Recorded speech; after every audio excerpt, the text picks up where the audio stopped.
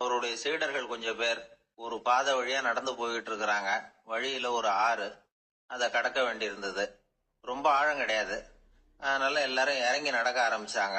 அப்போ அந்த குரு சொன்னாராம், ஞானம் பெற்றவன் ஆற்றை கடக்கும் போது அவனுடைய கால்கள் ஒருபோதும் நனையாது அப்படின்னாராம். இத கேட்டது சீடர்களுக்கு ஒன்றும் புரியல. அவங்க எல்லாரும் குழம்பி போயிட்டாங்க.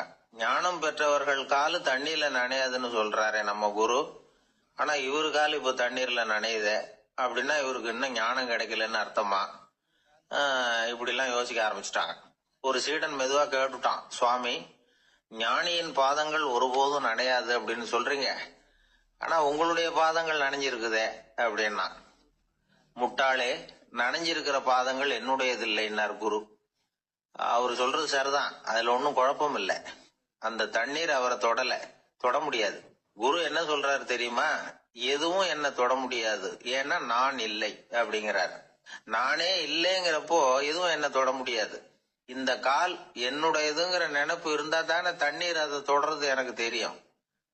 நீங்க ஒரு குருவோட தொடர்பு கொள்ளுகிற போது ஒன்னு ஞாபகத்துல வச்சுக்கணும், அவர் யாராகவும் இல்லாத ஒருத்தர், அதாவது நோபடி. நீங்க தொடர்பு கொள்றது ஒரு ஸ்தூல பொருளோட அல்ல, ஒரு தோற்றத்தோட மட்டுமே. இதெல்லாம் பெரியவங்க பேசுற பேச்சு. அந்த அளவுக்கு நான்கிற உணர்வே இல்லாம இந்த உலகத்துல நம்மால வாழ முடியுமா? அது நடைமுறை சாத்தியமா? பற்றில்லாமல் வாழணும்னு பல பேர் அறிவுரை சொல்றாங்க. நம்ம லெவல்ல நாம குறைஞ்சபட்சம் பேராசை இல்லாம வாழ கத்துக்கிட்டா போதும். ஒருத்தன் நிலத்தை உழுதுகிட்டு இருந்தான். ஏறுகால ஏதோ தட்டுப்பட்ட மாதிரி தெரிஞ்சது. என்னன்னு பார்த்தான், அழகான சிலை ஒண்ணு கிடைச்சது. நல்ல விலைக்கு இதை விற்க முடியும். அதை அப்படியே மறைச்சு வச்சிருந்து பொழுது சாஞ்ச உடனே யாருக்கும் தெரியாம வீட்டுக்கு கொண்டுட்டு வந்துட்டான். வீட்டுல இருந்த மனைவி மக்கள்லாம் ஆளாளுக்கு ஒரு கற்பனை செய்ய ஆரம்பிச்சுட்டாங்க. இந்த சிலையை வித்து கிடைக்கிற பணத்துல பெருசா வீடு ஒண்ணு கட்டணும் அப்படிங்கிற நினைப்பு மனைவிக்கு. கழுத்து நிறைய நகை பண்ணி போட்டுக்கணுங்கிற கற்பனை மகளுக்கு. ஒரு நல்ல கார் வாங்கி அதுல உட்காந்து ஊர் சுத்தணுங்கிற ஆசை மகனுக்கு. இப்படி வீட்டுல இருந்த ஒவ்வொருத்தரும் ஒவ்வொரு விதமான கற்பனை சந்தோஷத்துல மிதந்துகிட்டு இருக்கிறாங்க. ஆனா அந்த புதையலை எடுத்துக்கிட்டு வந்தானே, அவன் மட்டும் ரொம்ப சோகமா ஒரு மூலையில உட்காந்துருக்கிறான்.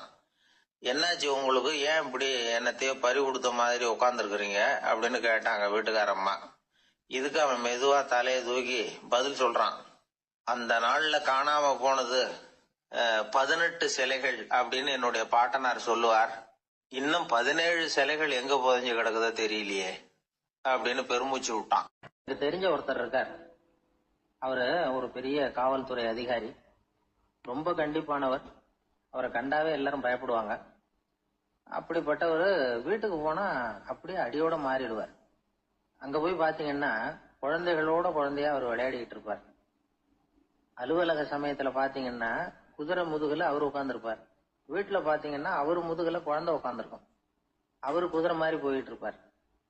இது எப்படிங்க முடியுது உங்களால அப்படின்னு கேட்டாங்க. அது ஒண்ணுமில்ல, இங்க வீட்டுக்கு வந்த உடனே என்னோட மனசை தனியா எடுத்து வச்சிருவேன் அப்படின்னார். அது என்னங்க உங்க சட்டப்பையிலையா இருக்குது மனசு, அது தனியா எடுத்து வைக்கிறதுக்கு அப்படின்னு கேட்டாங்க. அப்படி இல்லைங்க, இது ஒரு பயிற்சி, மனப்பயிற்சி, அவ்வளவுதான் அப்படின்னார். இப்படி சமயம் பார்த்து மனசை தனியா வச்சுவிட தெரிஞ்சவங்க வாழ்க்கையில எப்பவும் உற்சாகமா இருப்பாங்க அப்படிங்கிறது பெரியவங்க கருத்து. ஒரு டாக்டர் ஆஸ்பத்திரியில இருக்கிற வரைக்கும் டாக்டரா இருக்கலாம். அவர் மனைவிகிட்டையும் அவர் டாக்டரா இருக்க வேண்டிய அவசியம் இல்லை. ஒரு வக்கீல் கோர்ட்ல இருக்கிற வரைக்கும் வக்கீலா இருக்கலாம். வீட்டுக்கு வந்ததுக்கு அப்புறமும் வக்கீலா இருக்க வேண்டிய அவசியம் கிடையாது. வீட்டுல குழந்தைகள் கிட்ட விளையாடும் பொழுதும் அதுகள்கிட்ட ஃபீஸ் கேட்டுட்டு இருக்க கூடாது. நாம எப்படி இருக்கணும்னு பெரியவங்க சொல்றாங்கன்னா, மனசோட சேரக்கூடாதான். அப்படி சேராம வாழ்க்கையை கவனிக்கணுமா. மனசை அப்படியே தனியா எடுத்து பக்கத்துல வச்சுடணும். அப்படின்னா அதை அப்படியே தூக்கி எறிஞ்சுடு அப்படின்னு அர்த்தம் இல்லை. ஏன்னா மனசுங்கிறது நமக்கு உபயோகப்படக்கூடிய ஒண்ணுதான். எப்ப அது தேவையோ அப்பப்போ எடுத்து உபயோகப்படுத்திக்கணும். தேவைப்படுறப்போ எடுத்து கண்ணாடியை மாட்டிக்கிறோம்ல, படிக்கும் பொழுது கண்ணாடி தேவைப்படுது, எடுத்து மாட்டிக்கிறோம் இல்லையா? அது மாதிரி கணக்கு போடுறதுக்கு மனசு தேவை. கடைக்கு போய் ஒரு பொருள் வாங்குறோம், காசு கொடுக்குறோம், மீதி சில்லறை சரியா இருக்கா அப்படின்னு எண்ணி பார்த்து வாங்க வேண்டியிருக்கு. அந்த சமயத்துல மனசை எடுத்து தனியா வச்சுட்டேன் அப்படின்னு சொல்லிட்டு இருக்க கூடாது. பரீட்சைக்கு படிக்க வேண்டியிருக்குது, படிச்சதையெல்லாம் அப்படியே நினைவுல வச்சுக்க வேண்டியிருக்கு. அந்த சமயத்துல மனசை தூக்கி எறிஞ்சுட்டேன் சார் அப்படின்னு சொல்லிட்டு இருக்க கூடாது. அப்படி சொன்னா பரீட்சை நம்மளை தூக்கி எறிஞ்சிடும். அதனால தேவைப்படுறப்போ மனசை உபயோகப்படுத்தணும், தேவையில்லாதப்போ அது தனியா ஓய்வு எடுத்துக்க விட்டுடணும். இப்படி நாம பழக்கப்படுத்திக்கிட்டா வாழ்க்கைங்கிறது நமக்கு புதுசா தெரியுமா. மனசுக்கும் ஒரு சக்தி கிடைக்கும். எந்திரங்களுக்கு ஓய்வு கொடுக்கற மாதிரி மனசுக்கும் ஓய்வு கொடுக்கணும், இல்லைன்னா அது களைச்சு போயிடும். குழந்தைகள் மனசை சுமந்துகிட்டு இருக்கிறது இல்ல. இது முதியவர்கள் குழந்தைகள் கிட்டே இருந்து கத்துக்க வேண்டிய ஒரு பாடம். ஆனாலும் இந்த கால குழந்தைகள் கிட்ட ரொம்ப எச்சரிக்கையா இருக்க வேண்டியிருக்கு. ஒரு தாத்தாவும் பேரனும் விளையாடிக்கிட்டு இருக்கிறாங்க. தாத்தா, எனக்கு சைக்கிள் ஓட்ட கத்து கொடு அப்படிங்கிறான் பேரன். சைக்கிள் உயரம் கூட இல்ல, அதுக்குள்ள சைக்கிள் ஓட்டணுமா அப்படின்னாரு தாத்தா. ஏன் தாத்தா, ரயில் ஓட்டுறாரு, அவர் என்ன ரயில் நீளமா இருக்கார் அப்படின்னு கேட்டானா அந்த பையன். ஒரு ஆள் இருந்தார். அவரு தன்னை ஒரு குருன்னு சொல்லிக்கிட்டார். மௌன குரு, வாயே திறக்கிறது இல்ல. அவருக்கு 2 சீடர்கள் உண்டு. இவங்க தான் வர்றவங்க கிட்ட பேசுவாங்க, விளக்கம் கொடுப்பாங்க. ஒரு நாள் இந்த சீடர்கள் 2 பேரும் எங்கேயோ வெளியில போயிட்டாங்க. அந்த நேரம் பார்த்து ஒருத்தர் அங்க வந்தார். குரு கிட்ட போனார். குருவே, புத்தர்னா என்னன்னு கேட்டார். குருவுக்கு ஒன்னும் புரியல. அவர் உண்மையான குருவா இருந்தாவில புரியும். அவர் திருன்னு முழிக்க ஆரம்பிச்சுட்டார். இந்த நேரம் பார்த்து இந்த சீடர்கள் எங்கேயோ போயிட்டாங்களே, என்ன பண்றது, உதவிக்கு யாராவது கிடைக்க மாட்டாங்களா அப்படின்னு அப்படியே சுத்தி பாக்குறார். அங்க எங்க பாக்குறார். வந்தவர் இதை கவனிச்சார்.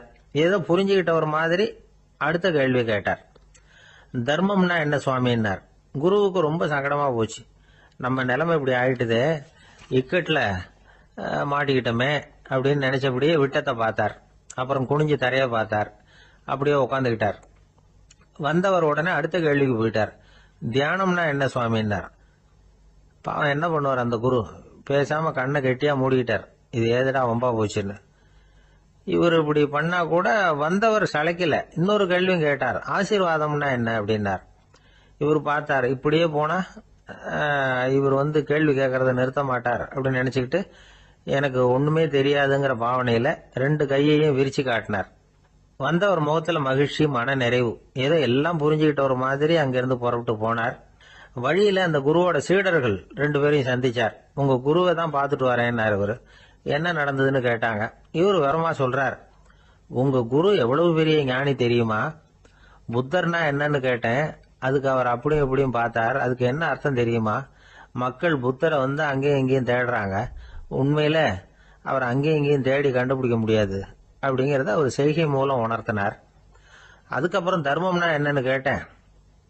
அவர் மேலையும் கீழையும் பார்த்து தர்மம் சமமானது, அதுல உயர்வு தாழ்வு இல்லைங்கிறத உணர்த்தினார். அதுக்கப்புறம் தியானம்னா என்னன்னு கேட்டேன். கண்ணை மூடிக்கிட்டார். கண்ணை மூடி காணுகிற அற்புதம் அது அப்படிங்கறத புரிஞ்சுக்கிட்டேன். கடைசியா ஆசீர்வதிக்கப்படுறது பத்தி கேட்டேன். கைகளை நீட்டி உதவுறது தான் அது அப்படிங்கறத தன்னுடைய இருகை விரிச்சு உணர்த்தினார். எவ்வளவு பெரிய மகான் அவரு அப்படின்னு சொல்லிவிட்டு அவர் பாட்டு போயிட்டார். சீடர்கள் அதுக்கப்புறம் மெதுவா குரு கிட்ட சேர்ந்தாங்க. அவங்கள பார்த்ததும் குருவுக்கு கோபம் வந்துட்டுது. அடே பாவிகளா, எங்கடா போய் தொலைஞ்சிங்க, நான் ஒரு ஆளுகிட்ட மாட்டிக்கிட்டு என்ன பாடுபட்டிருக்கேன் தெரியுமான்னார்.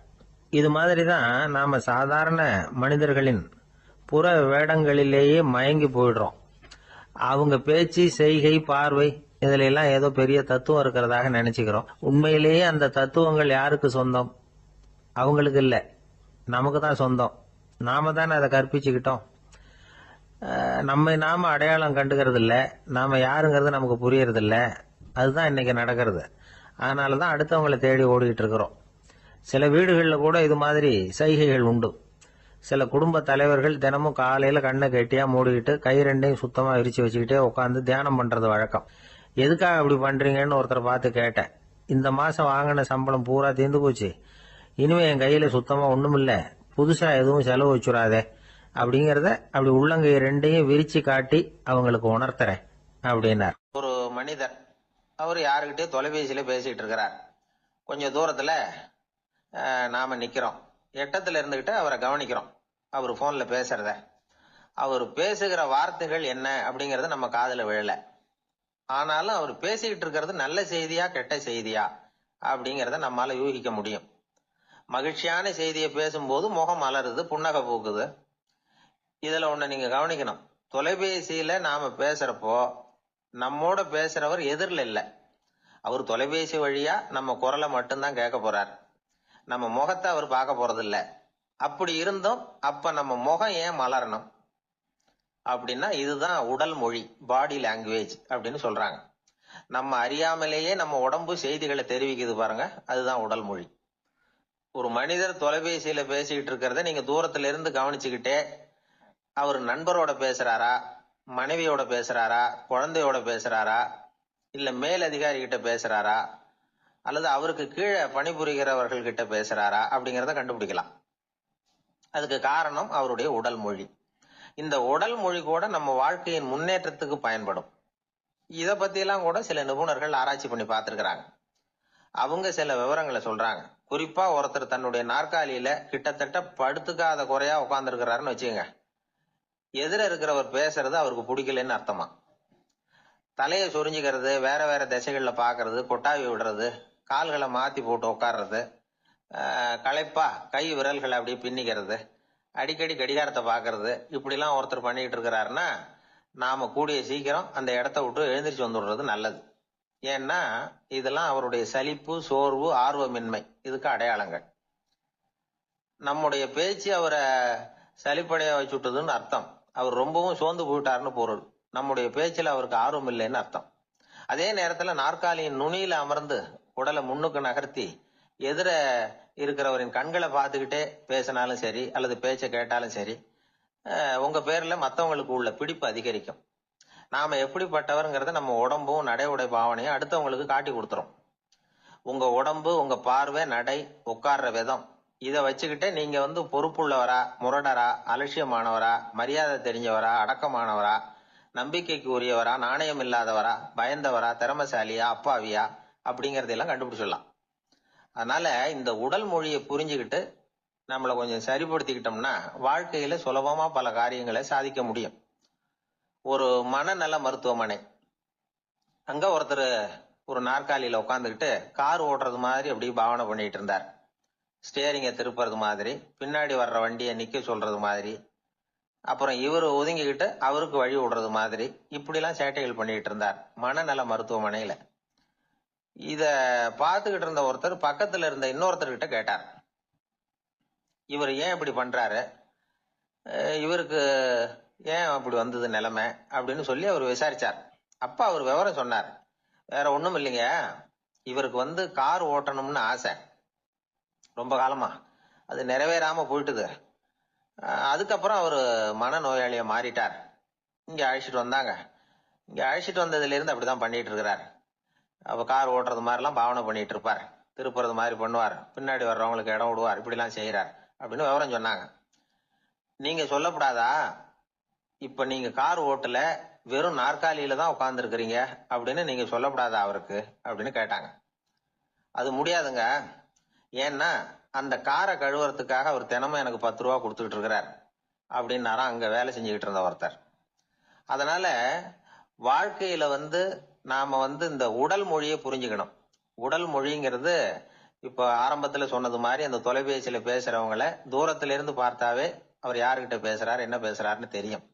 நம்ம முகத்தை நல்லா வச்சுக்கணும். உடல் மொழிய நம்ம புரிஞ்சுக்கிட்டு பயன்படுத்த ஆரம்பிச்சோம்னா எந்த முயற்சி பண்ணினாலும் அதுல வெற்றி நிச்சயம். ஒரு பெரிய அரசன் இந்த உலகம் பூராவையும் ஆண்டுகிட்டு இருந்தான். ரொம்ப காலம் அப்படி அரசாட்சி பண்ணிக்கிட்டு இருந்தான். திடீர்னு அவனுக்கும் சில எதிரிகள் முளைச்சாங்க. அவங்க எல்லாம் ஒண்ணு சேர்ந்து இவனை தோற்கடிச்சுட்டாங்க. தோத்து போனது இவனுக்கு பயம் வந்துட்டுது, எங்க எதிரிகள் நம்ம கொன்னுடுவாங்களோ அப்படின்னு. வெளியில வந்தா தனக்கு ஆபத்துன்னு பயந்துகிட்டு யாருக்கும் தெரியாம ஒரு குகைக்குள்ள போய் பதுங்கி கிடக்குறான். நிலைமைய பாருங்க. முதல் நாள் அரண்மனையில அதிகாரம் பண்ணிக்கிட்டு இருந்தவன் மறுநாள் குகையில பயந்து போய் பதுங்கி கிடக்குறான். ராத்திரி நேரம் வந்தது, பசி வயத்தை கிள்ளுது, பிச்சை எடுத்து சாப்பிட வேண்டிய நிலைமை. பிச்சை எடுக்கிறதுக்கு பாத்திரம் வேணுமே, என்ன பண்றது அப்படின்னு அங்கேயும் இங்கேயும் பாக்குறான். ஒரு மூலையில யாரோ விட்டுட்டு போன ஒரு ஓடு கிடக்குது. அதை எடுத்துக்கிட்டு புறப்பட்டான். இருட்டுல வழி புரியல. ஏதோ ஒரு யூகத்துல காலை மெதுவா எடுத்து வச்சு நடந்து போயிட்டு இருக்கிறான். வழியில ஒரு கருப்பு நாய் படுத்து கிடந்தது. இருட்டுல அவன் இது கண்ணுக்கு சரியா தெரியல, அவனுக்கு தவறி போய் காலை வச்சுட்டான் அது மேல. நாய் சும்மா இருக்குமா, வள்ளுன்னு உழுந்து கடிச்சு விட்டுது. காலை பாக்குறான், காலத்தையும் நினைச்சு பாக்குறான். அரண்மனையில வீரக்கழல் அணிந்த காலை உடைய மன்னா அப்படின்னு புகழ்வாங்களே புலவர்கள்லாம். ஆனா அது இன்னைக்கு நாய் கடிச்ச காலம் ஆயிட்டுதே அப்படின்னு நினைக்கிறான். அது மட்டும் இல்ல, முன்னாடி எல்லாம் பொற்கிண்ணங்கள்ல தான் அவன் சாப்பிடுவான். ஆனா இப்போ உடைஞ்சு போன ஓட்டு அது ஓட்டை வந்து கையில வச்சுக்கிட்டு நிக்கிறான். அதுல ஏதாவது யாராவது சாப்பாடு போடுவாங்களான்னு. முன்னாடி எல்லாம் நிறைய பேர் அரண்மனைக்கு வருவாங்க. அரசருக்கு காணிக்கைன்னு சொல்லி இவன் காலடியில கொண்டாந்து கொட்டுவாங்க. அப்போலாம் இவன் அந்த ஜனங்களுடைய முகத்தை திரும்பி கூட பாக்குறது இல்ல. ரொம்ப கர்வமா உட்காந்துருப்பான். அதே ஆளு இன்னைக்கு எல்லார் கண்ணிலையும் படுறது மாதிரி பிச்சை எடுத்துக்கிட்டு இருக்கிறான். அப்போலாம் காணிக்கைகளை வந்து தன்னுடைய கையால வாங்குறது தனக்கு கௌரவ குறைச்சல்னு நினைச்சு தன்னுடைய வேலைக்காரங்களை விட்டுதான் அதை வாங்க சொல்லுவான். இப்போ பாத்தீங்கன்னா அவனே தன் கையாலேயே பிச்சை வாங்குறான். நினைச்சு பாருங்க. அந்த மனுஷன் முத நாள் அரசன், மறுநாள் பிச்சைக்காரன். எவ்வளவு வித்தியாசம். செல்வம் தான் இப்படி ஒரு வித்தியாசம் ஏற்படுறதுக்கு காரணம். அப்படிப்பட்ட செல்வம் வாழ்க்கையை நடத்துறதுக்கு நமக்கு தேவைதான். ஆனா அதையே நாம அடைய வேண்டிய பயனா நினைக்கிறோம் பாருங்க, அதுதான் வேடிக்கை. இத வந்து நம்மாழ்வார் அழகா ஒரு பாசுரத்துல சொல்றார். ஒரு நாயகமாய் ஓட உலகுடன் ஆண்டவர், கருணாய் கவர்ந்த காலர், சிதைகிய பானையர், பெருநாடு காண இம்மையிலே பிச்சைதாம் கொள்வர், திருநாரணன் தாழ் காலம் பெற சிந்தித்து உய்மினோ அப்படிங்கிறார் நம்மாழ்வார். ஒரு பெரிய பணக்காரர் ஒரு துறவிகிட்ட போய், சாமி என்கிட்ட நிறைய பணம் இருக்கு, இருந்தாலும் நிம்மதி இல்ல, என்னால நிம்மதியா இருக்க முடியல, என்ன காரணம்னு கேட்டாராம். உடனே அந்த துறவி இதுக்கு நேரடியா பதில் சொல்லாம பக்கத்துல நின்றுகிட்டு இருந்த ஒரு குழந்தைய கூப்பிட்டார். அது ஓடியாந்தது. ஒரு ஆப்பிள் பழத்தை எடுத்து அது கையில கொடுத்தார். அதை வாங்கிக்கிட்டு குழந்தை சிரிச்சுது. இன்னொரு பழத்தை எடுத்து கொடுத்தார். அதை இன்னொரு கையில வாங்கிட்டு சிரிச்சுது. மூணாவது ஆப்பிள் எடுத்து கொடுத்தார். 2 பழத்தையும் நெஞ்சில் அணைச்சிக்கிட்டு 3வது பழத்தையும் வாங்கறதுக்கு முயற்சி பண்ணிச்சு. ஆனா அது உடனே நழுவி கீழே விழுந்து உருண்டு ஓடிச்சு. ஏற்கனவே இருந்ததும் விழுந்துட்டுது. இப்ப அந்த குழந்தை அழ ஆரம்பிச்சுட்டுது. இப்ப அந்த துறவி பணக்காரர்கிட்ட சொன்னாராம், குழந்தைய கவனிச்சியா? 2 ஆப்பிள் போதும்னு அது நினைச்சிருந்தா இப்போ அது அழ வேண்டிய அவசியம் வந்திருக்குமா அப்படின்னாராம். எதுவுமே அளவுக்கு மிஞ்சினா துன்பம் தான். இந்த காலத்துல இதெல்லாம் யாரு காதுல வாங்குறாங்க? ஒருத்தனை நல்ல வழிக்கு கொண்டு வரணும்னு நினைச்சு அவனை கூப்பிட்டு உட்கார வச்சு இந்த கதையை சொல்லிட்டு இருந்தாங்க. சொல்லிவிட்டு அந்த குழந்தை செஞ்சது தப்பு தானே அப்படின்னு கேட்டிருக்கிறாங்க. ஆமா, தப்பு தான். நானா இருந்தா அப்படி செஞ்சிருக்க மாட்டேன் நானா இவன். 2 பழமே போதும்னு சொல்லிருப்பியா அப்படின்னு கேட்டிருக்காங்க. அப்படி இல்லைங்க, அவர் கொடுக்க கொடுக்க ஒவ்வொரு பழமா வாங்கி பின்னாடி வச்சுட்டு மறுபடியும் கையை நீட்டுவேன் அப்படிங்கிறானா. இவெல்லாம் எந்த காலத்துல திருந்துறது? ஒரு ஊர்ல ஒரு பெரியவர் இருந்தார். அவர் ஒரு குரு. அவர் தொடர்ந்து தியான கூட்டங்கள் நடத்துவார். அந்த கூட்டத்துல கலந்துக்கிறதுக்காக பல ஊர்கள்ல இருந்து சீடர்கள் நிறைய பேர் வருவாங்க போவாங்க. ஒரு நாள் அங்க கூட்டம் நடந்துகிட்டு இருக்குது. அந்த சமயத்துல சீடர்கள்ல ஒருத்தன் என்னத்தையே திருடி விட்டான். மற்ற சீடர்கள் அதை கவனிச்சுட்டாங்க. இவன் ஆப்பிட்டுக்கிட்டான். கூட்டம் முடிஞ்ச பிற்பாடு இவன் திருடின விஷயத்த அந்த பெரியவர்கிட்ட போய் சொன்னாங்களாம். அவர் கவனத்துக்கு கொண்டுகிட்டு போனாங்க. ஆனா அவர் இத காதலியே போட்டுக்கல, கண்டுக்கவே இல்லை. போய் சொன்ன சீடர்களுக்கெல்லாம் ஏமாத்தமா போயிட்டுது. என்ன இது, இவ்வளவு தூரம் நாம கண்டுபிடிச்சு போய் சொல்றோம், அவரு கண்டுக்கவே மாட்டேங்கிறாரே அப்படின்னு ஒரு மாதிரி ஆயிட்டாங்க. இருந்தாலும் அதை பத்தி ஒண்ணுமே சொல்லிக்கல, பேசாம இருந்துட்டாங்க. கொஞ்ச நாள் ஆச்சு. அதே ஆளு மறுபடியும் ஒரு திருட்டுல மாட்டிக்கிட்டான். சீடர்கள் மறுபடியும் அந்த குரு கிட்ட விஷயத்த சொன்னாங்க. அவர் அப்பவும் வழக்கம் போல சும்மாவே இருந்துட்டார். இவர் இப்படி இருக்கிறத பார்த்ததும் அந்த சீடர்களுக்கு கோபம் வந்துட்டுது. உடனே அந்த சீடர்கள்லாம் ஒண்ணு கூடி பேசினாங்களாம். எல்லாருமா சேர்ந்து ஒரு விண்ணப்பம் தயார் பண்ணாங்க. அதை குருநாதர்கிட்ட கொண்டுட்டு போய் கொடுத்தாங்க. அந்த விண்ணப்பத்துல இவங்க என்ன எழுதியிருக்கிறாங்க தெரியுமா? குருநாதர் அவர்களே, உடனே திருடனவன் மீது சட்ட நடவடிக்கை எடுக்கணும். நீங்க அப்படி அவனை இங்க சேர்க்கப்படாது. நீங்க சேர்த்தீங்கன்னா நாங்க இங்க இருக்கிறத பத்தி யோசிக்க ஆரம்பிச்சிருவோம். அவனை இந்த மடத்தை விட்டே துரத்தி பண்ணணும். நீங்க அவனை வெளியில அனுப்புங்க, இல்லைன்னா நாங்க அத்தனை பேரும் வெளியில போயிடுறோம். இப்படிதான் அந்த விண்ணப்பத்துல எழுதியிருக்கிறாங்க. குரு அந்த விண்ணப்பத்தை வாங்கி படிச்சு பார்த்தார். அதுக்கப்புறம் அதை எழுதின அத்தனை பேரையும் கூப்பிட்டாரு. எல்லாரும் இப்படி வாங்கன்னாரு. வந்தாங்க. இப்படி என் எதிரில் உட்காருங்கன்னார். உட்கார்ந்தாங்க. அப்புறம் சொன்னார், இதை பாருப்பா, நீங்க எல்லாரும் புத்திசாலிகள். உங்களுக்கு எது நல்லது எது கெட்டதுங்கிறது நல்லா தெரியும். நீங்க மேற்கொண்டு ஏதாவது படிக்கணும்னு நினைச்சா வேற எங்க வேணும்னாலும் போகலாம். அதுக்கு நான் தடை சொல்ல மாட்டேன். ஆனா உங்களால குற்றம் சாட்டப்பட்ட அவன் இருக்கானே, அவன் எப்படின்னா அவனுக்கு எது நல்லது எது கெட்டதுங்கிறதெல்லாம் தெரியாது. அதனாலதான் திருடுறான். நீங்க சொல்றது மாதிரி அவனை அடிச்சு துரத்தி விடுறோம்னு வச்சுங்க, அவனுக்கு எப்படி நல்லது கெட்டது தெரியும்? அவனுக்கு அதை யாரு சொல்லி கொடுக்கறது? அதனால இங்கேயே இருக்கட்டும், அதுதான் சரி. இதுக்காக நீங்க எல்லாரும் என்னை விட்டுட்டு போனாலும் சரி, அவனை நான் விரட்ட மாட்டேன் அப்படின்னு விட்டாரான். இவ்வளவையும் திருடனை அந்த சீடன் கேட்டுக்கிட்டே இருந்திருக்கான். அவன் கண்கள்ல கண்ணீர். அப்படியே எழுந்திரிச்சு வந்தான். குரு காலில் விழுந்தான். அவன் கண்ணீரில் அவனது தீமை கழுவப்பட்டது அப்படிம்பாங்க. அதாவது சீடர்களுக்கு அந்த குருவோட பெருமை அப்பதான் புரிஞ்சுதான். ஒரு நல்ல ஆசிரியர் இருக்காருன்னு வச்சுங்க, நல்லா படிக்கிற பையனுக்கு தான் பாடம் சொல்லி கொடுப்பேன்னா அது என்ன பெரிய விஷயமா? மோசமா படிக்கிறவனையும் மாத்தி காட்டுறேங்கிறது தான் பெருமை. இந்த காலத்து குரு ஒருத்தர் ஒரு ஆசிரமம் வச்சு நடத்திட்டு வந்தார். நிறைய பேர் தினம் வருவாங்க போவாங்க. ஒரு நாள் ஒருத்தன் வந்தான். அந்த குரு முன்னாடி போய் நின்னான். ஐயா, என்ன உங்க சீடனா ஏத்துக்கணும்னா. அந்த குரு நிமிர்ந்து பார்த்தார். உன்னுடைய நோக்கம் என்னன்னு கேட்டார். ஐயா, உங்ககிட்ட கொஞ்ச நாள் இருந்தேன்னா நல்ல பழக்க வழக்கங்களை கத்துக்கலாம், அதுக்கப்புறம் வெளியில போய் ஒரு நல்ல தொழில் தொடங்கி வாழ்க்கையில முன்னுக்கு வரணுங்கிறது தான் என்னோட நோக்கம் அப்படின்னா. நீ சொல்றது சரி, ஆனா உன்னால இங்க நல்ல பழக்க வழக்கங்களை கத்துக்க முடியலன்னு வச்சுக்கோ, அப்ப என்ன பண்ணுவேன் அப்படின்னு கேட்டார் அவர். அப்படி ஆச்சுன்னா என்ன, உங்களை மாதிரியே ஒரு ஆசிரமம் ஆரம்பிச்சு அதுக்கு குருவா இருந்துட்டு போறேன் அப்படின்னா. ஒருத்தன் வேகமா ஓடி வந்தான். ஏப்பா அப்படி தலை தெறிக்க ஓடி வர்றேன்னு கேட்டேன். பின்னாடி துரத்திக்கிட்டு வருது சார் அப்படின்னா. ஏதாவது நாய் துரத்திக்கிட்டு வருது போல இருக்கு அப்படின்னு நினைச்சு அவனுக்கு பின்னாடி பாக்குறேன். கண்ணுக்கு எட்டின தூரம் வரைக்கும் எதுவுமே தெரியல. ஏன்பா எதுவும் உன்னை துரத்துறது மாதிரி தெரியலையே என்ன, நல்லா பாருங்க சார் அப்படின்னா. பார்த்துட்டு தான் சொல்றேன் என்ன.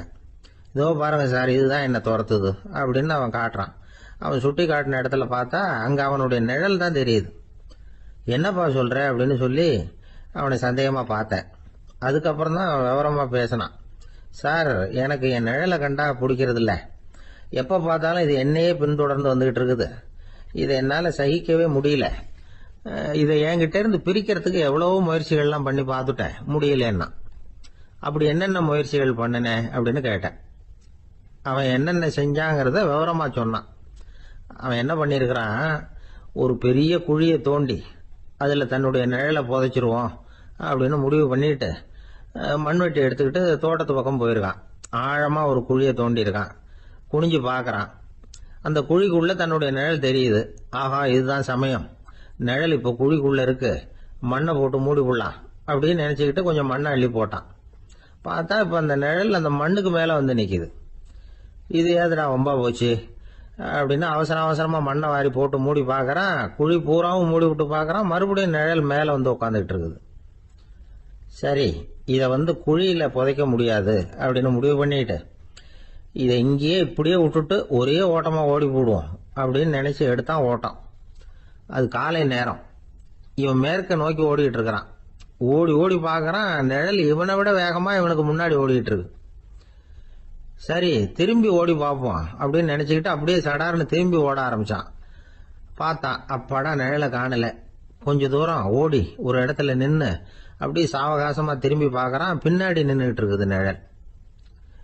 இப்படி ஓடி வந்துதான் இங்க நம்ம முன்னாடி நின்று தன்னுடைய அவஸ்தையை சொல்லிட்டு இருக்கிறான். இந்த நிழலை துரத்துறது அல்லது வெட்டி விடுறது, இதுக்கு ஏதாவது வழி இருக்கா சொல்லுங்க சார் அப்படிங்கிறான். நமக்கு ஒன்றும் புரியல. அந்த நேரம் பார்த்து ஒரு பெரியவர் வந்தார். அவர்கிட்ட யோசனை கேட்டோம், என்ன செய்யலாம்னு. அவர் சொன்னார், இந்த பாருப்பா, நீ அங்கேயும் எங்கேயும் ஓடாத, அப்படியே கீழே படுத்துக்கொண்டார். அது நல்ல உச்சி வேலை. அவன் அப்படியே கீழே படுத்துக்கிட்டான். இப்ப அப்படி இப்படின்னு திரும்பி பார்க்கறான், நிழலை காணல. அவன் இப்பதான் நிம்மதியா இருந்தான்.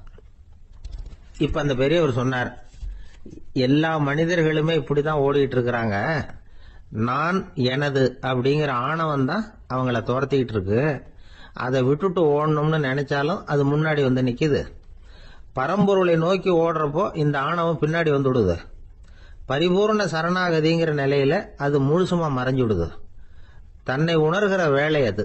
அந்த நேரம் மனிதனுக்கு விடுதலை உணர்வு ஏற்படுகிற நேரம் அது. அப்படிப்பட்ட சுதந்திர மனிதர்களாக எல்லாரும் மாறி போயிட்டாங்கன்னா இந்த உலகமே இன்பமயம் அப்படின்னு ஒரு விளக்கம் கொடுத்தார் பெரியவர். நம்மால் ஒருத்தர் வேகமா ஓடி வந்துகிட்டு இருந்தான். ஏன்டா அப்படி ஓடி வர்ற அப்படின்னு கேட்டார் எதிரில் வந்தவர். ஆசை துரத்துது, அதுதான் ஓடி வர்றேன்னா. உனக்கு என்ன ஆசைன்னு கேட்டார்.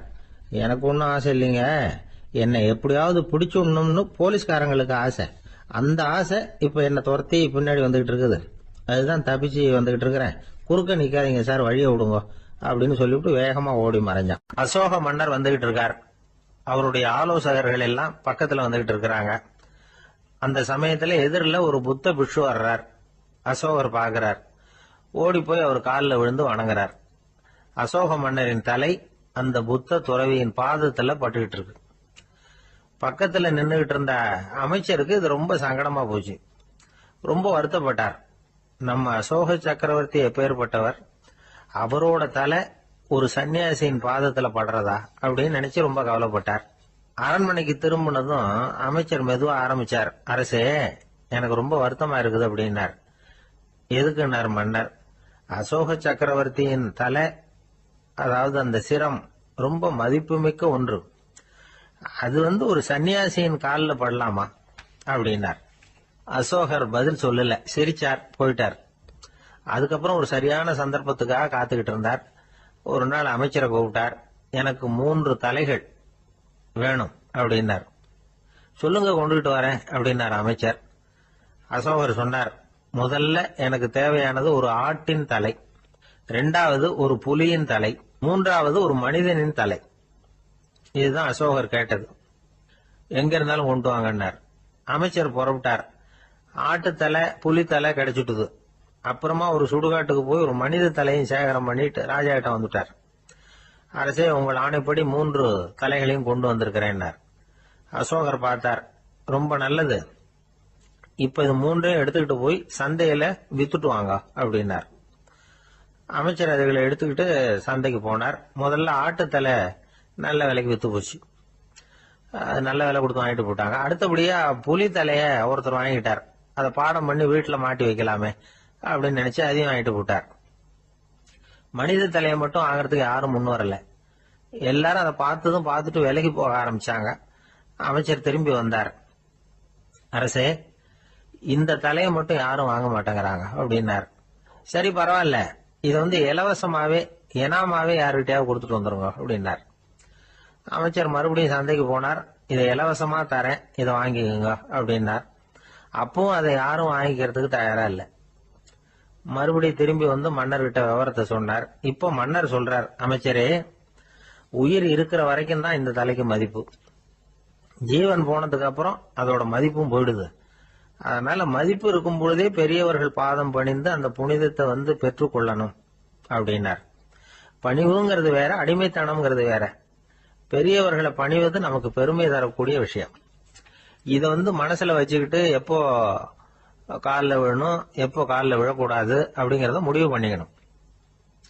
ஒரு சாதாரண ஆள் நடந்து வந்துகிட்டு இருந்தார். எதிரில் வந்த ஒரு பெரிய மனுஷன் ஓடி போய் அவர் காலில் விழுந்து தன்னுடைய தலையை அவர் பாதத்துல கொண்டு போய் வச்சார். கொஞ்ச நேரம் கழிச்சு எழுந்திரிச்சு வந்துட்டார். வந்த பிறகு இவரை கேட்டேன், ஏன் திடீர்னு ஓடி போய் அந்த ஆளு காலில் விழுந்தீங்க அப்படின்னு. அவர் போட்டிருக்கிறது என்னோட காணாம போன செருப்பான்னு கண்டுபிடிக்கிறதுக்காக அப்படி விழுந்தேன் அப்படின்னு. ஒரு ஊர்ல ஒருத்தர் இருந்தார். ரொம்ப நல்லவர். யாருக்காவது ஏதாவது கொடுத்துக்கிட்டே இருப்பார். கொடையாளி.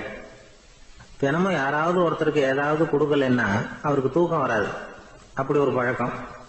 அது மட்டும் இல்ல, அவர் கொடுக்கறது அடுத்தவங்களுக்கு தெரியாது. அவ்வளவு ரகசியமா அதை கொடுப்பார். வலது கை கொடுக்கறது இடது கைக்கு தெரியக்கூடாதுன்னு சொல்லுவாங்கல்ல, அது மாதிரி அவர். ஒரு நாள் ராத்திரி அவர் ஏற்கனவே தயாரா கட்டி வச்சிருந்த பணம் முடிச்ச கையில எடுத்துக்கிட்டு வீட்டை விட்டு வெளியில வந்தார். தெருவில் இறங்கி நடந்தார். இன்னைக்கு யாருக்கு தர்மம் செய்யறது அப்படின்னு யோசனை பண்ணிட்டு இருட்டில் நடந்து வந்துகிட்டு இருக்கிறார். யாரோ ஒருத்தர் எதிரில் வர்றது மாதிரி தெரிஞ்சுது. உடனே அவர் கிட்ட போனார். தன்கிட்ட இருந்த பணம் முடிச்சு அவசரமா அவர் கையில திணிச்சுட்டு திரும்பி வந்துட்டார். அப்பாடா, ஒரு வழியா யாருக்கும் தெரியாம இன்னைக்கு தர்மம் பண்ணியாச்சு அப்படிங்கிற மகிழ்ச்சி, மன நிறைவு அவர் முகத்துல. நிம்மதியா தூங்கினார். அப்புறம் எழுந்திரிச்சார். மறுநாள் காலையில ஊரு பூரா ஒரே பேச்சு. என்ன பேச்சுன்னா, நேற்று ராத்திரி ஒரு திருடன் கையில யாரோ பணத்தை கொடுத்துட்டு போயிருக்கிறாங்க அப்படின்னு எல்லாரும் பேசிக்கிட்டு இருக்கிறாங்க. இதை கேள்விப்பட்டதும் அந்த பெரியவருக்கு ரொம்ப வருத்தமா போச்சு. அடடா, போயும் ஒரு திருடனுக்காக உதவி பண்ணிருக்கிறோம், பிரயோஜனம் இல்லாம போட்டுதே அப்படின்னு நினைச்சார். சரி, இன்னைக்கும் யாருக்காவது உதவி பண்ணணும் அப்படின்னு முடிவு பண்ணினார். ராத்திரி நேரம் வந்தது. இவர் வழக்கம் போல தெருவில் இறங்கி நடந்தார். கையில பணம் முடிச்சு. எதிரில் ஒரு பெண் உருவம் மங்கலா தெரிஞ்சது. இவர் உடனே அந்த பெண் கிட்ட பணத்தை கொடுத்துட்டு திருப்தியா திரும்பி வந்துட்டார். மறுநாள் காலையில ஊர் பூரா என்ன பேசிக்கிட்டாங்க தெரியுமா? நேற்று ராத்திரி நெறி தவறி நடக்கிற ஒரு பெண்ணின் கையில யாரோ பணத்தை வச்சுட்டு போயிருக்கிறாங்க அப்படின்னு எல்லாரும் பேசிக்கிறாங்க. அடடா, இன்னைக்கும் தவறுதலா நடந்து போச்சு அப்படின்னு ஒரு வருத்தப்பட்டார். இருக்கட்டும், இன்னைக்கு ஏதாவது தர்மம் பண்ணுவோம் அப்படின்னு நினைச்சுக்கிட்டாரு. 3வது நாள் ராத்திரியும் புறப்பட்டார். இப்பவும் எதிரில் ஒருத்தர் வந்தார். இவர் பணத்தை கொடுத்தார், திரும்பி வந்துட்டார்.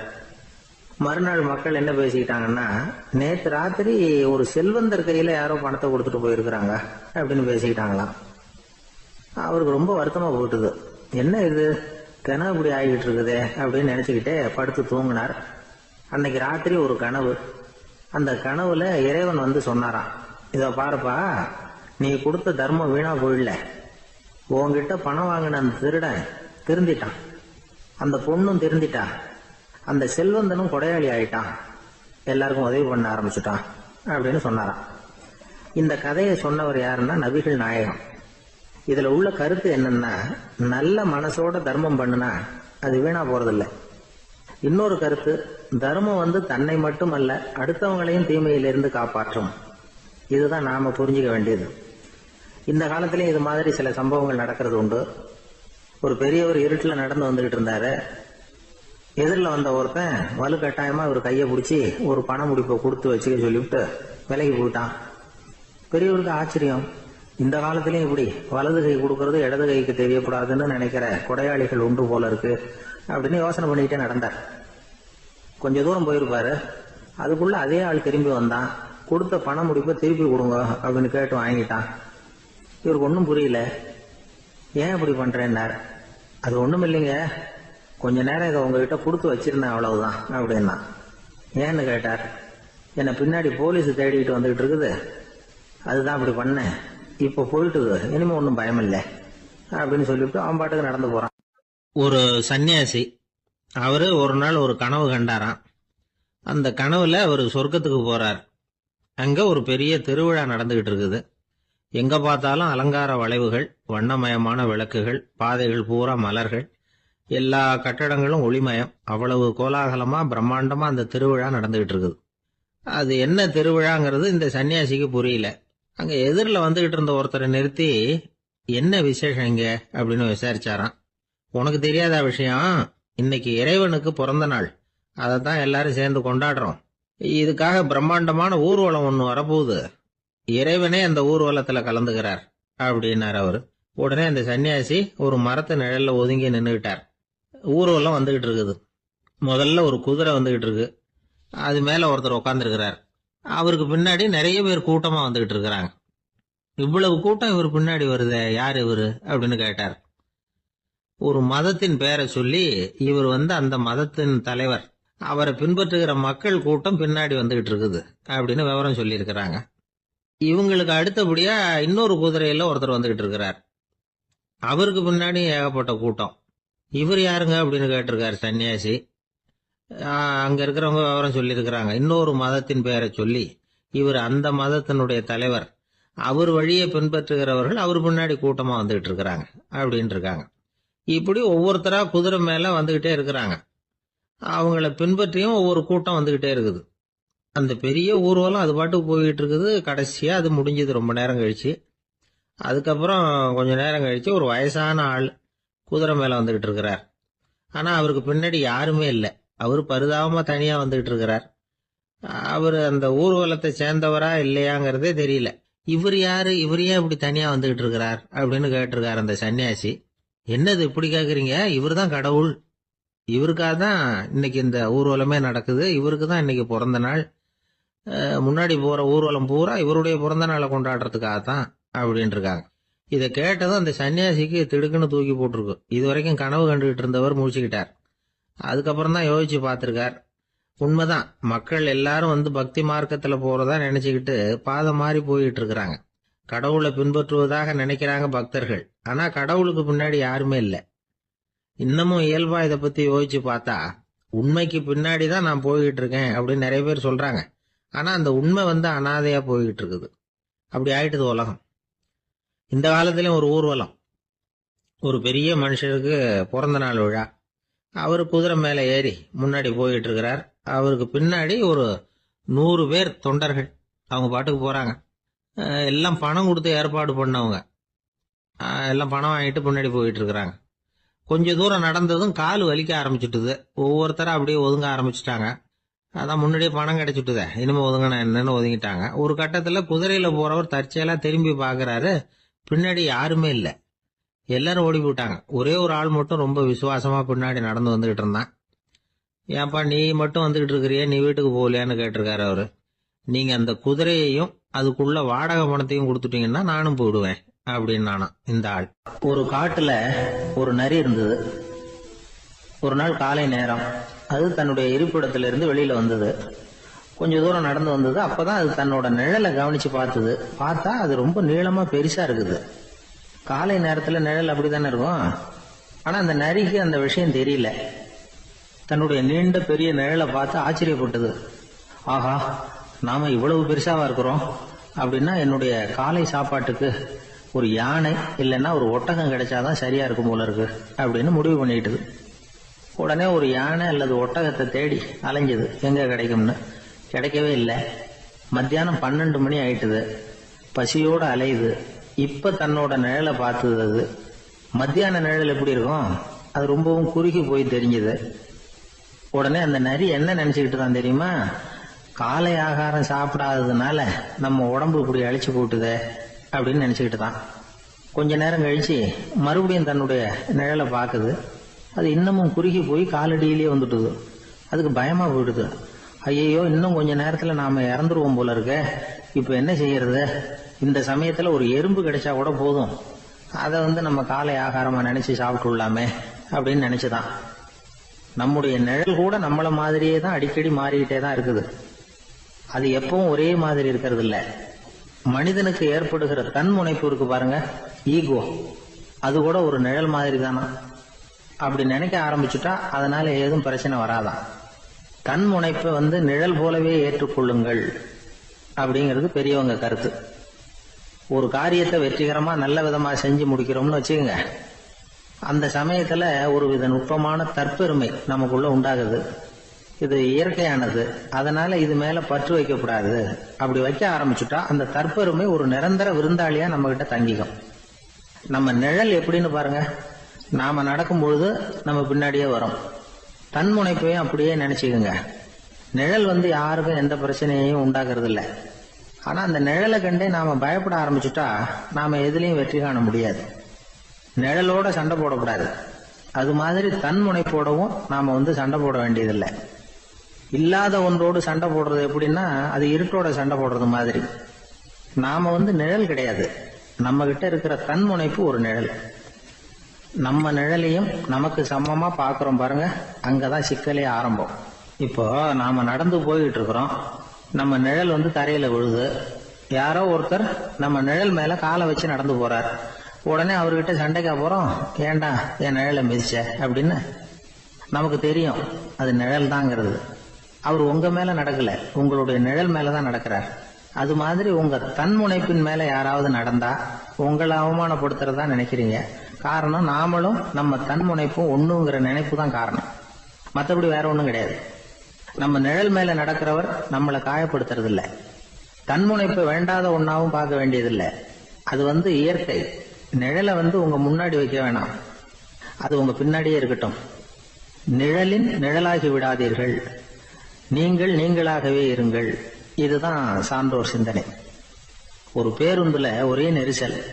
ஒருத்தர் பக்கத்துல நின்றுகிட்டு இருந்தவர்கிட்ட ரொம்ப பணிவா விசாரிச்சார், ஏன் சார் நீங்க ஏதாவது பெரிய உத்தியோகத்துல இருக்கிறீங்களா அப்படின்னாரு. அப்படிலாம் ஒண்ணும் இல்லைங்க என்னார் அவரு. அப்படின்னா வேற ஏதாவது அரசியல்ல பெரிய பதவியில் இருக்கிறீங்களா அப்படின்னு கேட்டார். அதுவும் இல்லைங்க என்னார். சரி, பணமாவது அதிகமா வச்சிருக்கீங்களா அப்படின்னு கேட்டார். அப்படிலாம் ஒண்ணும் கிடையாது சார்னார் அவரு. அப்புறம் எதுக்குடா என் காலை மிதிச்சுக்கிட்டு இருக்கிற, எடுறா காலை அப்படின்னாராம். ஒரு ஊர்ல ஒரு ஆள் இருந்தான். அவன் ஒரு நாள் கோயிலுக்கு போனான். கடவுள்கிட்ட வேண்டிக்கிட்டான், எனக்கு ஒரு 1,00,000 ரூபா நீ கொடுத்தா நான் உன் சன்னதியில ஒரு தேங்காய் உடைக்கிறேன் அப்படின்னு வேண்டிக்கிட்டான். கடவுள் பார்த்தார். உடனே அவன் கண் முன்னாடி தோன்றினார். இந்தா நீ கேட்ட 1,00,000 ரூபாய் அப்படின்னு சொல்லி அவன் கையில பணத்தை கொடுத்துட்டு மறைஞ்சிட்டார். இவனால நம்பவே முடியல. இவ்வளவு சுலபமா கிடைக்கும்னு தெரிஞ்சிருந்தா அனாவசியமா ஒரு தேங்காய் உடைக்கிறேன்னு வேண்டி இருக்க வேண்டியது இல்லையே அப்படின்னு நினைச்சான். இருந்தாலும் வேண்டுதலை நிறைவேற்ற வேண்டியது கடமை. அதுக்காக என்ன பண்ணா, பக்கத்துல ஒரு கடைக்கு போனான். ஒரு தேங்காயை கையில் எடுத்தான். இது என்ன விலைன்னு கேட்டான். 5 ரூபான்னார் கடையில இருந்தவர். அதிகமாக இருக்குதே விலைன்னா. அப்படின்னா ஒன்று செய்யுங்க, அடுத்த ஊருக்கு போங்க, அங்கே தென்னந்தோப்பு அதிகம், அதனால் அங்கே இதை விட குறைஞ்ச விலைக்கு கிடைக்கும் அப்படின்னார். சரின்னு அடுத்த ஊருக்கு கிளம்புனான். அங்கே போய் விசாரித்தான். ஒரு தேங்காய் 3 ரூபாய் விலைன்னாங்க. இதுவும் அதிகமாக தெரியுதேன்னா. அப்படின்னா ஒன்று செய்ய, அதோ அந்த ஆற்று ஓரமாக ஒரு தென்னை மரம் இருக்கு பார், அதில் நீயே ஏறி பறிச்சுக்கோ, ஒரு தேங்காய்க்கு 1 ரூபா கொடுத்தா போதும் அப்படின்னார் அந்த தோப்புக்கு சொந்தக்காரரு. இவனுக்கு மரம் ஏற தெரியாது, இருந்தாலும் ஆசை யாரை விட்டுது, விலை சல்லிசா இருக்குதே. ஆற்று ஓரம் போனால் தட்டு தடுமாறி அந்த மரத்தில் ஏறினா அந்த தென்னை மரம் வளைஞ்சி ஆற்று பக்கம் போய் அப்புறம் நிமிர்ந்து இருந்தது. அதாவது மரத்தின் உச்சி சரியா ஆற்றுக்கு நடுவில் இருந்தது. ஆற்றுல வெள்ளம் கரபுரண்டு ஓடிக்கிட்டு இருக்கு. இவன் கடவுள் கொடுத்த 1 லட்சம் ரூபாயை மடியில் வச்சு இறுக்கி கட்டிக்கிட்டான். உச்சிக்கு போய் காய் பறிக்கிற சமயத்தில் காற்றும் மழையும் பலமாக கலந்து அடிக்க ஆரம்பிச்சுட்டுது. கால் வழுக்கி விட்டுட்டுது. இவன் சடார்னு ஒரு தென்னை மட்டையை பிடிச்சிக்கிட்டு தொங்க ஆரம்பிச்சிட்டான். கீழே பயங்கரமான வெள்ளம், மடியில் 1 லட்சம் ரூபா பணம், என்ன செய்யறதுன்னு தவிக்கிறான். இந்த சமயம் கரையில் ஒரு யானை பாகன் யானையை குளிப்பாட்டிக்கிட்டு இருக்கிறான். அது அவன் கண்ணில் பட்டது. ஐயா ஒரு உதவின்னு கத்துனான்.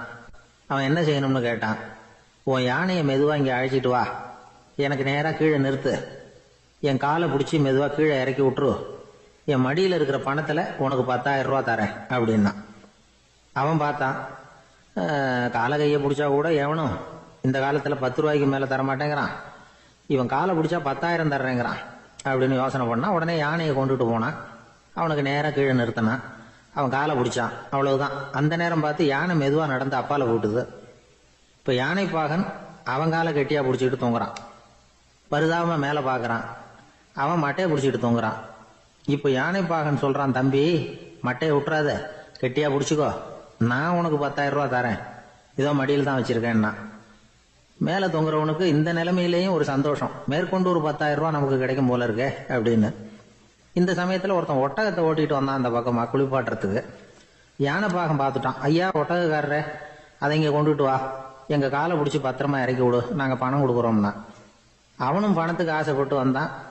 அவன் காலை பிடிக்கிற சமயம் ஒட்டகமும் நழுவி போட்டுது. இப்போ 3 பேருமே வரிசையாக தொங்குறாங்க.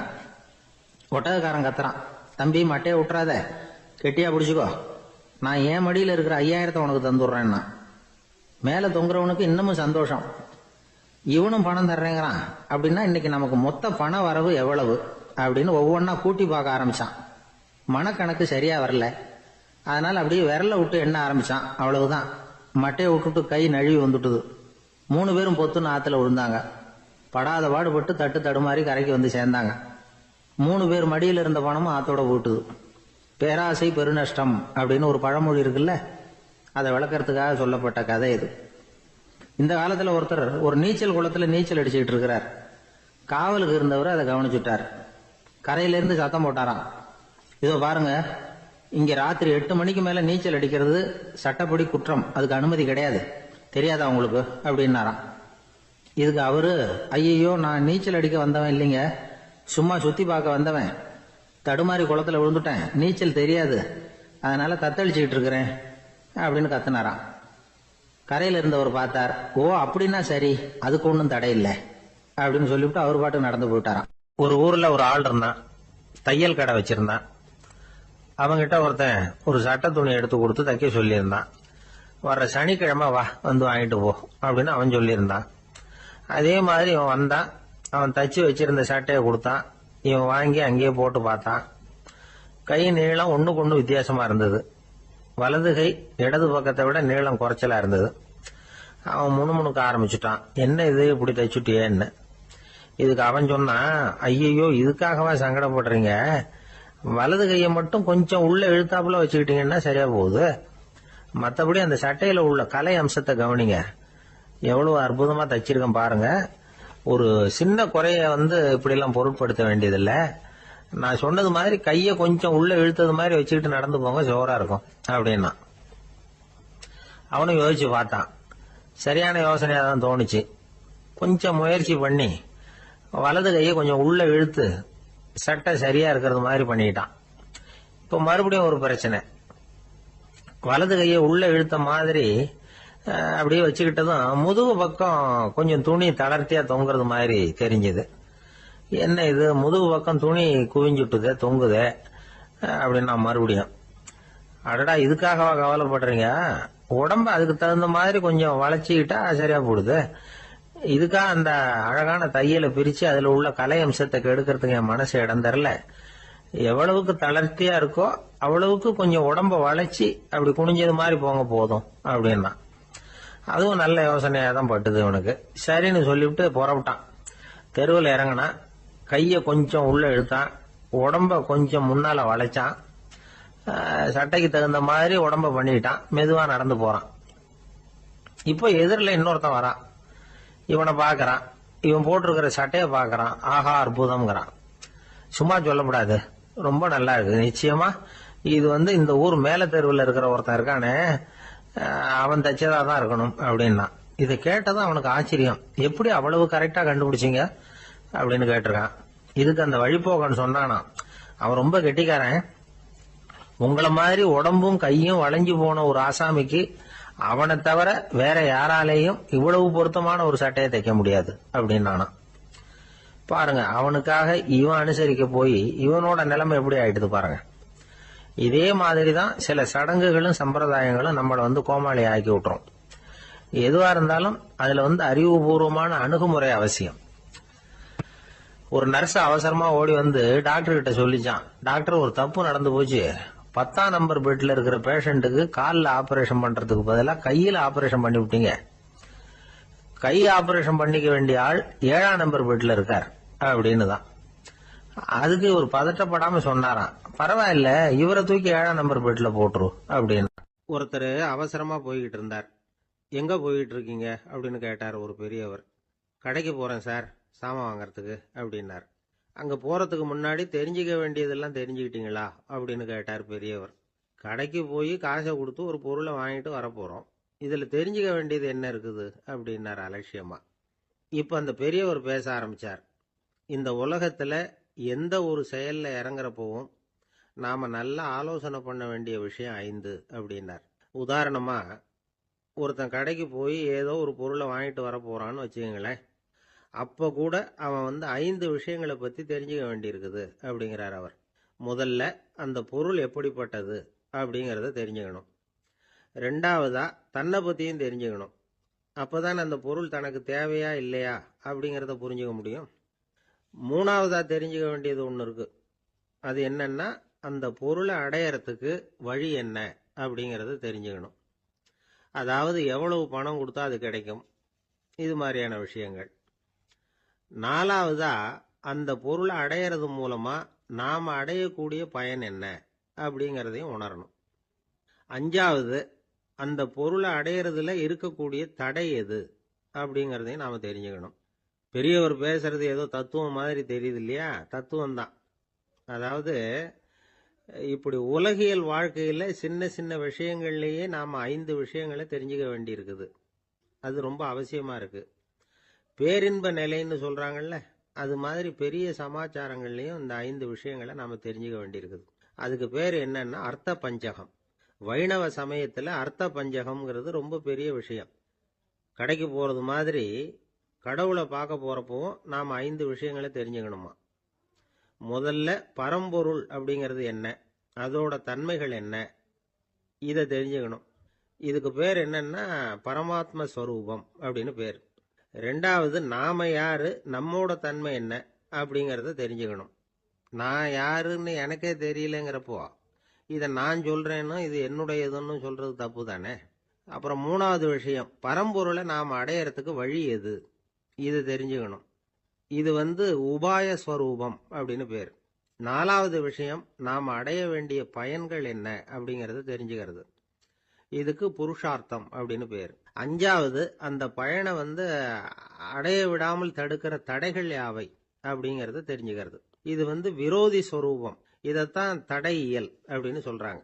அதாவது பரமாத்மாவை பற்றிய அறிவு, ஜீவாத்மாவை பற்றிய அறிவு, உபாயம் பற்றிய அறிவு, புருஷார்த்தம் பற்றிய அறிவு, இந்த 4 அறிவுக்கும் எதிரடையா, அதாவது அதையெல்லாம் தப்பா புரிஞ்சுக்கிறதால உண்டாகக்கூடிய அறிவு விரோதி ஸ்வரூபம்.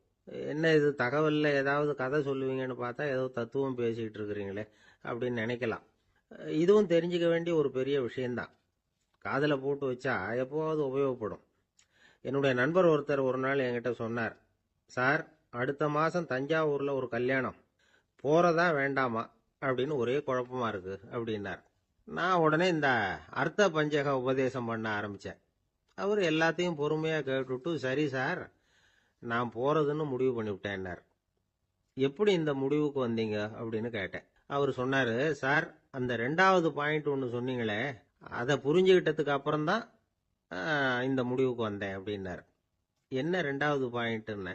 அதாவது தன்னை பத்தி புரிஞ்சுக்கணும் அப்படின்னு சொன்னீங்க. உடனே என்னை பத்தி புரிஞ்சுக்கிட்டேன். நான் யாருங்கிறது எனக்கு தெரிஞ்சுது. உடனே போறது தான் நல்லதுன்னு முடிவு பண்ணிவிட்டேன்னாரு. நீங்க யாருன்னு கேட்டேன். நான் தான் சார் அந்த கல்யாணத்துல தாலி கட்ட வேண்டிய மாப்பிள்ளை அப்படின்னார். என்ன சார், உங்க பையன் என்ன செஞ்சுட்டு இருக்கிறான் இப்போ அப்படின்னு கேட்டார் ஒருத்தர். அடிக்கடி கண்ணாடி முன்னாடி நின்று அழகு பார்த்துக்கிட்டு இருக்கிறான் சார் அப்படின்னாரு அப்பா. இளம் பருவம் இப்படிதான் இருக்கும், அதையெல்லாம் சாதாரணமாக நினைச்சுடாதீங்க அப்படின்னாரு அவரு. என்ன சார் சொல்றீங்க, கண்ணாடி முன்னாடி நின்றுக்கிட்டு நேரத்தை வீணாக்கிக்கிட்டு இருக்கான், அதை ஒரு பெரிய விஷயமா நான் நினைக்கணுமா அப்படின்னாரு இவர். இளம் பருவத்தில் இளைஞர்களுக்கும் சின்ன பொண்ணுங்களுக்கும் அடிக்கடி கண்ணாடியில் பார்க்கணும்னு தோணும். அது வெறுமனே அழகு பார்க்கறது மட்டும் இல்லை, அவங்க தங்களையே தேடி கண்டுபிடிக்கிற ஒரு முயற்சி அது. இது ஒரு மனோதத்துவ விளைவு. இது வரைக்கும் சின்ன பிள்ளையா இருந்துட்டோம், இனிமே நாமளும் மற்றவங்க மாதிரி மனிதர்கள் தான் அப்படிங்கிற உணர்வு அவங்களுக்கு வருது. தங்களோட முகம் எப்படி இருக்குது, அழகு எப்படி இருக்கு, உடம்பு நேரம் எப்படி இருக்கு, முடி எப்படி இருக்கு அப்படிங்கறதையெல்லாம் கண்டுபிடிக்கிறாங்க. அதுக்கப்புறம் இன்னொரு ஆணோ பொண்ணோ தன்னை கவனிக்கணும் அப்படின்னு நினைக்கிறாங்க. இதெல்லாம் மனோதத்துவ உண்மைகள், இதெல்லாம் இயற்கை. இதை பார்த்துட்டு பெத்தவங்க பிள்ளைங்க கெட்டு போட்டாங்க அப்படின்னு நினைக்கக்கூடாது, அவங்கள திட்டிக்கிட்டே இருக்கக்கூடாது. இன்னைக்கு பல குடும்பங்கள்ல இதுதான் நடந்துகிட்டு இருக்குது. மனுஷ வாழ்க்கையிலேயே இப்படியும் இல்லாத அப்படியும் இல்லாத ஒரு பருவம் இளம் பருவம். 13லேருந்து 19 வயசுக்கு உட்பட்ட ஆண்கள் பெண்கள் இந்த வகையை சேர்ந்தவங்க, டீனேஜ் குரூப். இவங்கள சின்னவங்கன்னு நினைச்சிட முடியாது, பெரியவங்கன்னு நினைச்சிட முடியாது. இவங்க ரொம்ப சென்சிட்டிவ். சமூகம் நினைச்சா இவங்களை நல்லவங்களாவும் ஆக்கலாம், கெட்டவங்களாவும் ஆக்கலாம். கொஞ்சம் அக்கறை எடுத்துக்கிட்டா பெரிய பெரிய மேதைகளையும் விஞ்ஞானிகளையும் உருவாக்கலாம். ஆனால் நடக்கிறது என்ன தெரியுமா, அநேகமாக இவங்களை யாருமே சரியாக புரிஞ்சுக்கிறது இல்லை, இவங்களை சரியாக நடத்துறதும் இல்லை. இது வரைக்கும் நாம் சொல்கிறத கேட்டுக்கிட்டு இருந்தான், இப்பெல்லாம் அவன் இஷ்டத்துக்கு நடக்க ஆரம்பிச்சுட்டான் அப்படின்னு வருத்தப்படுற பெற்றோர்கள் அதிகம். இது வருத்தப்படுற விஷயம் இல்லை, சந்தோஷப்பட வேண்டிய விஷயம். உங்கள் புள்ள சொந்தமாக யோசிக்க ஆரம்பிக்கிறதும் நடந்துக்க ஆரம்பிக்கிறதும் ஒரு தப்பான விஷயமா? அவன் கடைசி வரைக்கும் உங்கள் பேச்சையே கேட்டுக்கிட்டு இருக்கணுங்கிறது என்ன நியாயம்? இன்னைக்கு இளைஞர்களை பெரியவங்க தப்பாக புரிஞ்சுக்கிட்டு தவறாக நடத்துறதுனால தான் அவங்களுக்கு வெறுப்பு, எரிச்சல், மனக்கசப்பு எல்லாம் உண்டாகுது. பெற்றவங்க சரியாக மதிக்கிறது இல்லை அப்படிங்கிற ஒரே காரணத்தினாலேயே வீணா போகிற பிள்ளைங்க இன்னைக்கு அதிகம். சரி, பெற்றவங்களுக்கு இன்னைக்கு என்னதான் புத்தி சொல்ல வர்றீங்க அப்படின்னு கேட்குறீங்களா? நாம எதையும் சொல்ல வரல, ஆனால் அது சம்பந்தமான சில நிபுணர்கள் சொல்லி இருக்கிறத உங்க காதில் போட்டு வைக்கலாம். அது என்னன்னா, பிள்ளைங்க கிட்ட அன்பு செலுத்துங்க. குழந்தையா இருந்தப்போ எவ்வளவு பாசமா இருந்தீங்க, வளர வளர அதை ஏன் குறைச்சிக்கிறீங்க? பெற்றவங்களின் அன்பான வார்த்தைகளுக்கு ஏங்குறவங்க தான் இன்றைய இளைஞர்கள்.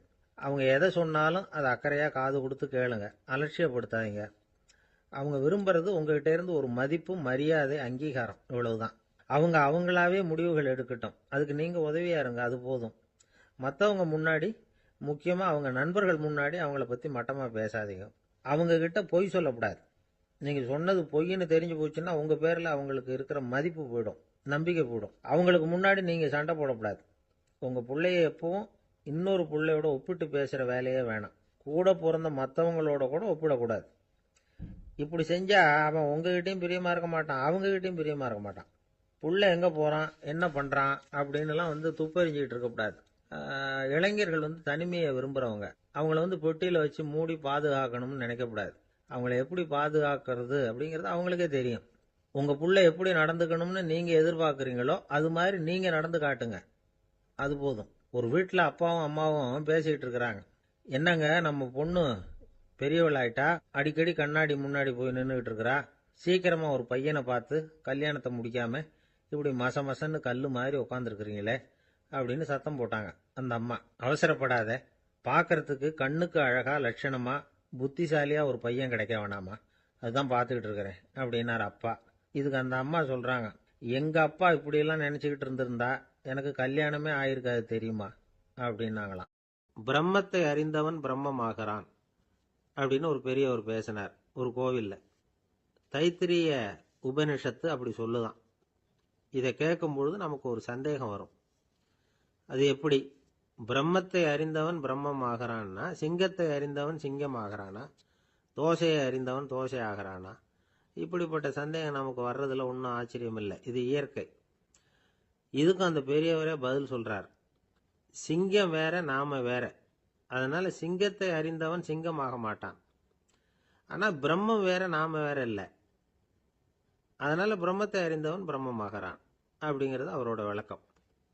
மனிதன் அவன்தான் தான் பிரம்மங்கிறது தெரியாதனால தான் அதை வேற எங்கேயோ தேடிட்டு இருக்கிறான். கடைசியில் அது தான் தாங்கிறது புரிஞ்சுக்கிற பொழுது அவன் பிரம்மம் ஆயிடுறான். இதை விளக்கறதுக்கு ஒரு உபநிஷத்து கதையே இருக்கு. நமக்கு தெரிஞ்ச கதை தான், ஆனால் அதை வேற விதமான அர்த்தத்தில் விளையாட்டாக சொல்லிட்டு இருக்கிறோம். ஒரு சமயம் ஒரு 10 நண்பர்கள் ஒரு காட்டு வழியாக போயிட்டு இருக்கிறாங்க. குறுக்க ஒரு நதி, அதை கடந்து அடுத்த பக்கம் போகணும். எல்லாரும் ஒரு வழியாக கடந்து அடுத்த கரைக்கு போய் சேர்ந்துட்டாங்க. அங்கே போய் சேர்ந்ததுக்கு அப்புறம் எல்லாரும் பத்திரமா வந்து சேர்ந்துட்டோமா அப்படின்னு தெரிஞ்சுக்கிறதுக்காக எண்ணி பார்க்குறான் அந்த கூட்டத்து தலைவன். அவங்க மொத்தம் 10 பேர். ஆனால் அவன் எண்ணி பார்க்குறப்போ 9 தான் வருது. ஏன்னா அவன் தன்னை விட்டுட்டான். எதிரில் நிற்கிறவங்கள மட்டுமே எண்றான். ஐயோ 10வது ஆள் எங்கேங்கிறான், பதறான். சரி நீ இரு, நான் எண்ணி பார்க்குறேன்னு சொல்லிவிட்டு இன்னொருத்தன் வந்து என்றான்.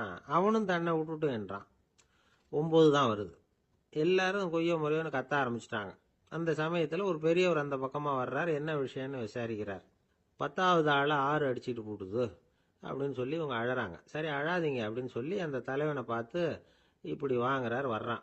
இப்போ எனக்கு முன்னாடி ஒரு தரம் எண்ணு பார்க்கலாம்ங்கிறார். 1 2 3ன்னு ஆரம்பித்து 9ல் வந்து முடிக்கிறான்.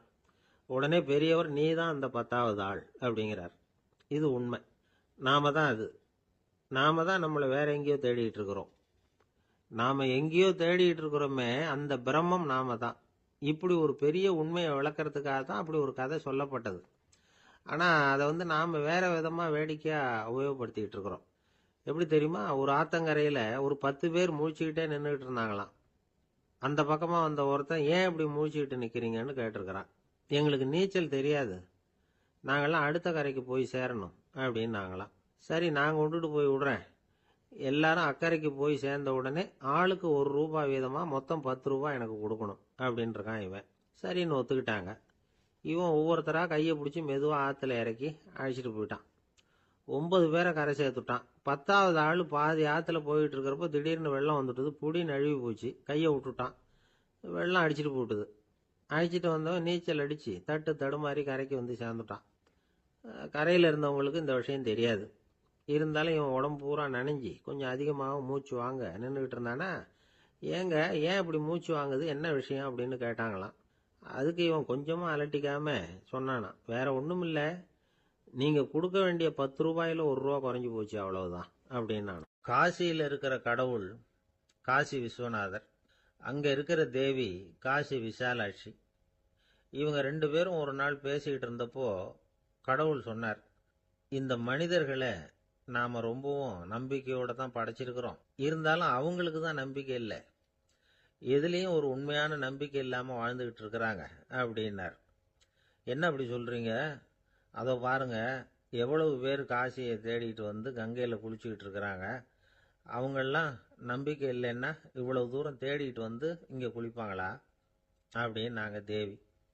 சரி அதை சோதித்து பார்க்கலாம் அப்படின்னு 2 பேரும் முடிவு பண்ணிக்கிட்டாங்க. உடனே ஒரு திட்டம் போட்டாங்க. அது எப்படின்னா, நாம் 2 பேருமே பக்தர்கள் மாதிரி உருவத்தை மாற்றிக்கிட்டு கங்கை கரைக்கு போக வேண்டியது. நான் வந்து கங்கையில் இறங்கி குளிக்கிறேன். கொஞ்ச நேரத்தில் சுழலில் மாட்டிக்கிட்டது மாதிரி நடிக்கிறேன். நீ உடனே கரையிலிருந்து சத்தம் போடு, என்னோட வீட்டுக்காரரை யாராவது காப்பாற்றுங்களேன் காப்பாற்றுங்களேன்னு சத்தம் போடு. அதோட இன்னொன்று சொல்லு, யாராவது ஒரு புண்ணிய ஆத்மா அவர்கிட்ட போய் அவருடைய முடியை பிடிச்சி இழுக்கணும். அப்படி ஒரு சாபம் இருக்குது எங்களுக்கு. புண்ணிய ஆத்மா, அதாவது எந்த பாவமும் செய்யாத இல்லாத ஒருத்தர் தான் அவரை காப்பாற்ற முடியும். அப்படிப்பட்டவங்க யாராவது வெள்ளத்தில் குதிச்சு என்னுடைய கணவரை காப்பாற்றுங்கோ அப்படின்னு நீ சத்தம் போடு, கூச்சல் போடு, என்ன நடக்குதுன்னு பார்க்கலாம் அப்படின்னார் கடவுள். சரின்னு சொல்லி 2 பேருமா சாதாரண பக்தர்கள் மாதிரி கங்கை கரைக்கு வந்து சேர்ந்தாங்க. அவர் இறங்கி குளித்தார். திட்டம் போட்டது மாதிரியே சுழல்ல மாட்டிக்கிட்டது மாதிரி கத்துனார்.